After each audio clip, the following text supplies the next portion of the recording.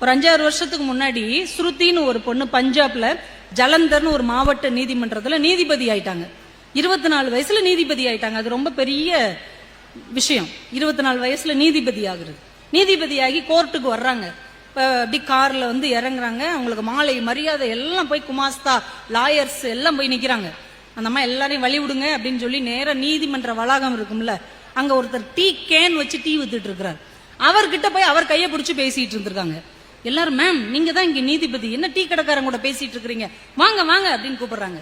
அந்த ஸ்ருதி நின்னு திரும்பி பார்த்து சிரிச்சுக்கிட்டே சொன்னாங்க, உங்களுக்கு வேண்டுமானால் இன்றைக்கு நான் நீதிபதியாக இருக்கலாம், ஆனால் இந்த நீதிபதி பதவி கிடைப்பதற்கு இந்த டீ வித்துட்டு இருக்கிறாரே எங்க அப்பா, அவர்தான் காரணம், எனக்கு அவர்தான் முக்கியம்.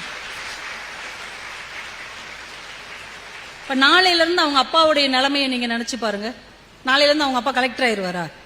நாளைக்கு அவர் டீ தான் விற்பார், நேத்துக்கும் டீ தான் வித்தார். ஆனா நேத்துக்கு இருந்த மரியாதை என்ன, நாளைக்கு இருக்க போற மரியாதை என்ன? நேத்து வரைக்கும் டீ வாங்கினவங்க என்ன சொல்லிருப்பாங்க, யோ டீ போடியா, என்ன டீ போடுற நீயே, அக்கௌண்ட்ல வச்சுக்கோ, இப்படிதானே பேசியிருப்பாங்க. இனிமே என்ன செய்வாங்க, ஐயா டீ போட்டு கொடுங்கய்யா, இல்லைன்னா வெண்ணி தண்ணியை பிடிச்சு மூஞ்சல கூட ஊத்துங்கய்யா, உங்க பொண்ணுகிட்ட ஏதாவது போட்டு கொடுத்துறாதீங்கய்யா, அவங்க பெரிய நீதிபதியா, என்னைய பத்தி கொஞ்சம் சொல்லி எனக்கு ஏதாவது ஒரு வாய்ப்பு கொடுங்கய்யா, இப்படிதானே பேசுவாங்க.